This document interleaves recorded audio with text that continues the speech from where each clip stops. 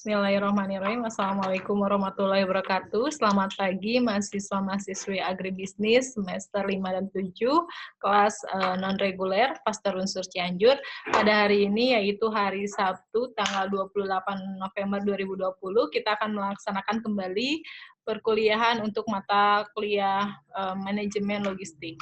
Baik mahasiswa sekalian, Ibu ingatkan kalian untuk menjaga kondisi kesehatan ya. Kemudian kalian tetap aman ya, karena kita masih dalam kondisi masa pandemi di mana virus sedang mengancam di kehidupan kita. Tapi tidak apa-apa, walaupun kita perkuliahan secara daring, mudah-mudahan materi yang kita akan pelajari itu bisa tersampaikan dan tetap bernilai ibadah di mata Allah Subhanahu wa taala. Amin ya Allah ya rabbal alamin. Baik, berikut materi yang akan kita pelajari. Ibu akan sharekan ya, sebentar.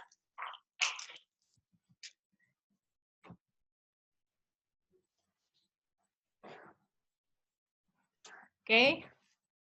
Yaitu tentang just in time strategi ya, atau JIT strategi ya.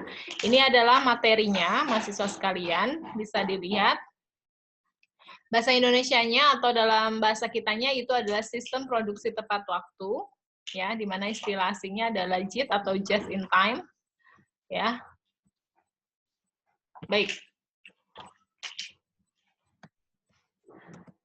Oke. Jadi yang dimaksud dengan JIT itu seperti apa? Merupakan sistem produksi atau sistem manajemen fabrikasi modern yang dikembangkan oleh perusahaan-perusahaan Jepang yang memang pada prinsipnya hanya memproduksi jenis-jenis barang yang diminta, sejumlah yang diperlukan, dan pada saat yang dibutuhkan oleh konsumen.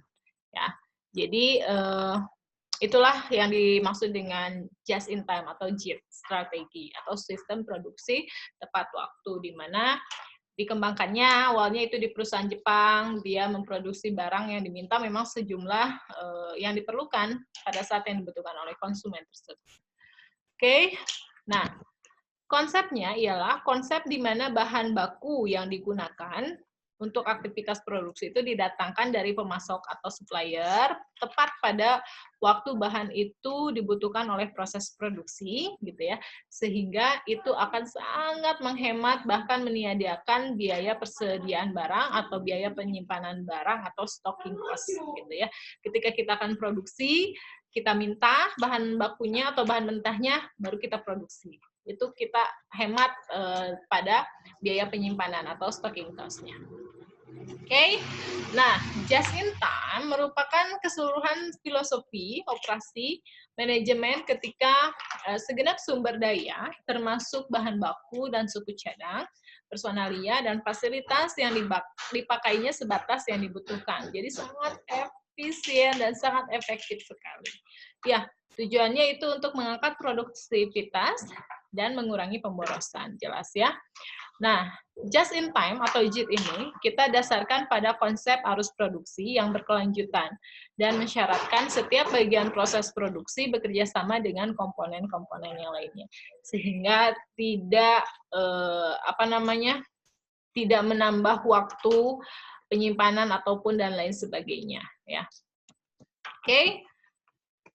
Nah, kemudian ini juga bisa kita ibaratkan atau kita definisikan bahwa merupakan filosofi manufacturing ya, untuk kita menghilangkan pemborosan dalam waktu total prosesnya, mulai dari proses pembelian sampai proses distribusi gitu ya. Fujio Cho dari Toyota dia mendefinisikan bahwa waste atau pemborosan itu sebagai sesuatu yang berlebih ya, di luar kebutuhan minimum atas peralatan, baik bahan, komponen, tempat, dan waktu kerja yang mutlak diperlukan untuk proses nilai tambah suatu produk. Ya, dan kemudian diperolehlah rumusan yang lebih sederhana mengenai pemborosan itu sendiri. Kalau sesuatu tidak memberi nilai tambah, itu adalah pemborosan. Ya, kalau sesuatu tidak memberi nilai tambahnya, maka itu kita kategorikan sebagai pemborosan. Oke, ya, ini adalah 7 jenis pemborosan yang biasa kita hadapi pada setiap proses produksi. Yang pertama adalah overproduksi, ya, produksi yang sangat berlebih gitu. Memang kalau untuk produksi massal kita bisa memproduksi barang secara besar-besaran, tapi itu juga harus memenuhi target gitu ya penjualan.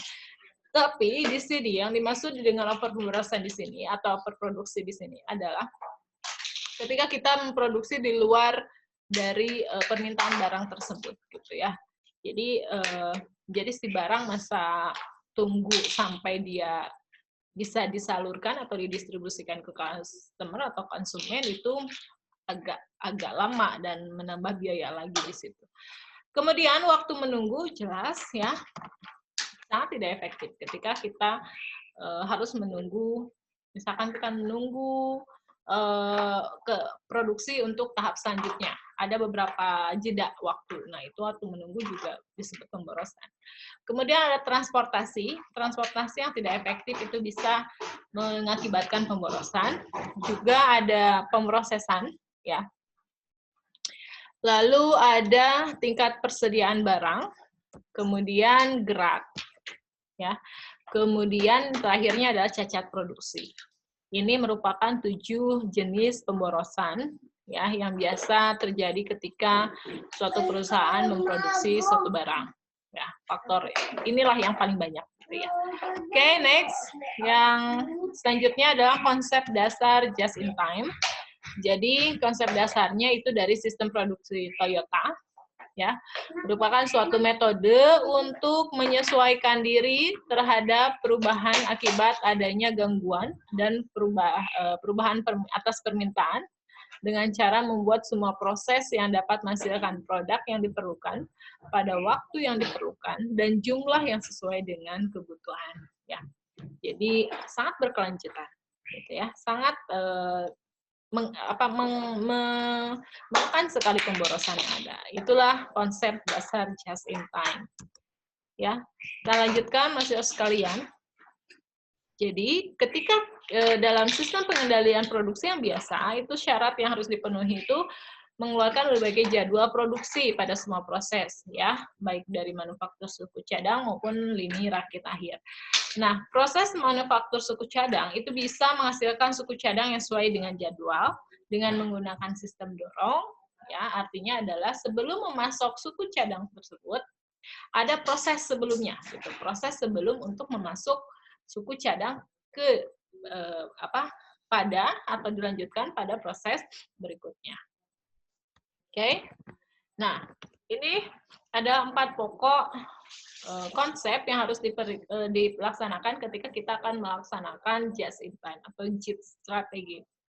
Yang pertama, kita harus paham produksi just in time. Ya, produksi just in time itu memproduksi apa yang dibutuhkan hanya pada saat dibutuhkan dan dalam jumlah yang diperlukan. Oke.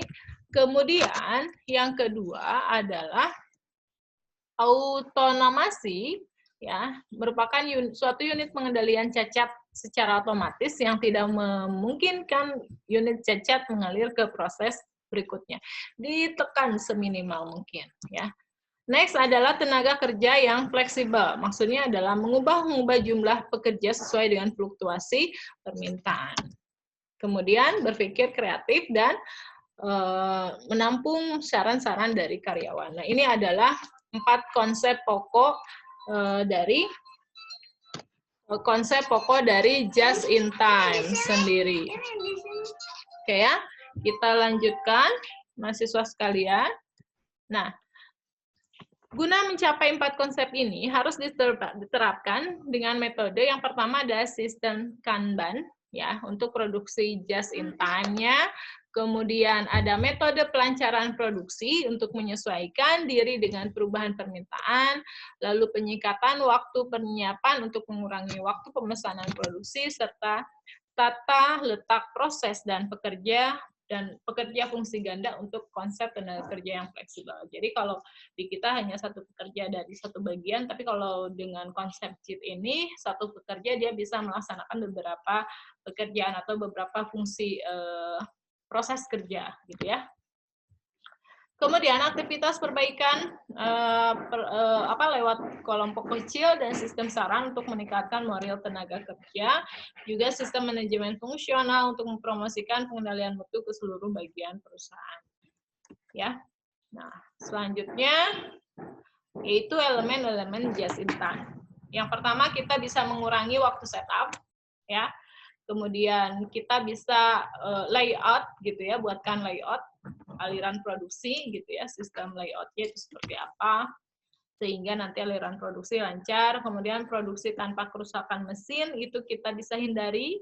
Kemudian produksi tanpa cacat dan peranan operator serta hubungan yang harmonis dengan pemasok. Jadi memang semua sistem dari hulu sampai hilir itu harus termanajemen dan terstruktur ya.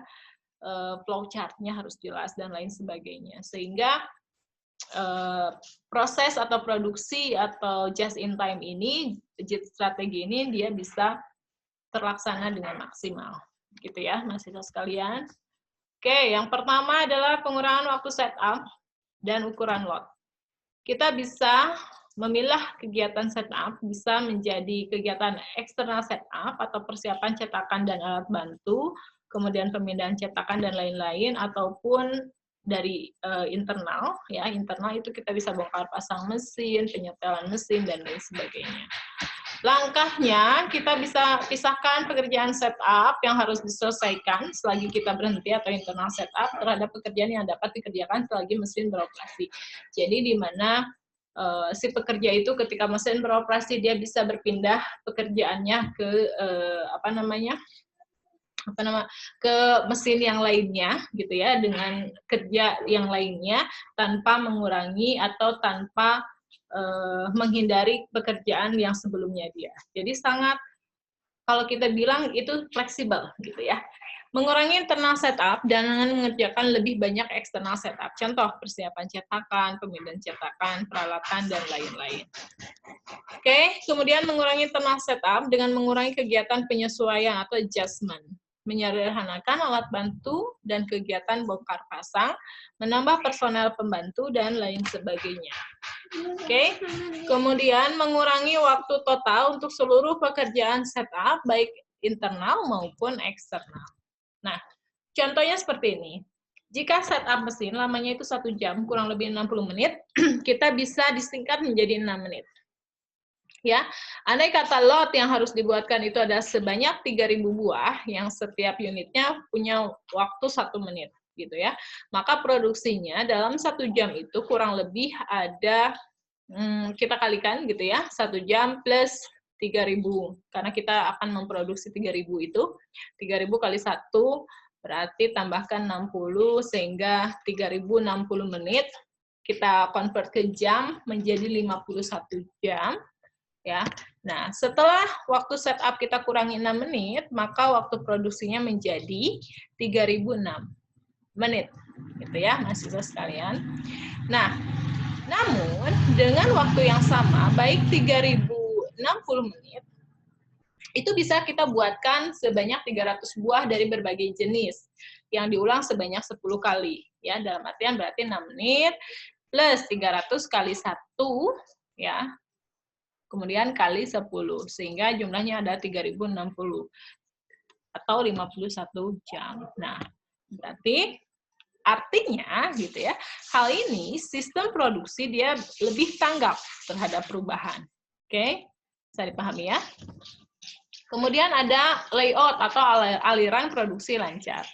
Nah, pemborosan juga berkaitan dengan proses layout. Gitu. Contoh, yang pertama, sulitnya koordinasi dan jadwal dari produksi sendiri, pemborosan transportasi dan material handlingnya, akumulasi persediaan dalam prosesnya, penanganan material berganda, bahkan bisa sampai beberapa kali lead time, produksi yang sangat panjang, kesulitan mengenali penyebab catat produksi itu dari mana sebetulnya. Nah, itu juga bisa menjadikan pemborosan. Ya. Juga harus material dan prosedur kerja yang kerja sulit untuk dibakukan, dan sulitnya perbaikan kerja karena belum ada SOP atau standarisasi. Ya. Kemudian ada proses layout aliran produksi. Proses layout itu adalah waktu simpan komponen lama, tingkat persediaan tinggi, dan prioritas kerja ditentukan. Kemudian ketersediaan jalur dan setup atau pergantian alat. Ya, baik mahasiswa sekalian, materinya sisanya bisa dibaca gitu ya. Nanti Ibu akan buatkan kuis, harap dikerjakan ya kuisnya. Demikian materi yang bisa Ibu sampaikan pada hari ini. Kurang lebihnya Ibu mohon maaf jika ada kekurangan ya. Terima kasih untuk hari ini. Jangan lupa jaga kesehatan, jaga kondisi, dan tetap perhatikan 3M ya, memakai masker, jaga jarak, kemudian mencuci tangan jika kalian harus keluar. Kemudian jangan lupa dikerjakan latihan soal, nanti akan Ibu berikan. Wabillahi taufiq wa hidayah. Wassalamualaikum warahmatullahi wabarakatuh. Sukses untuk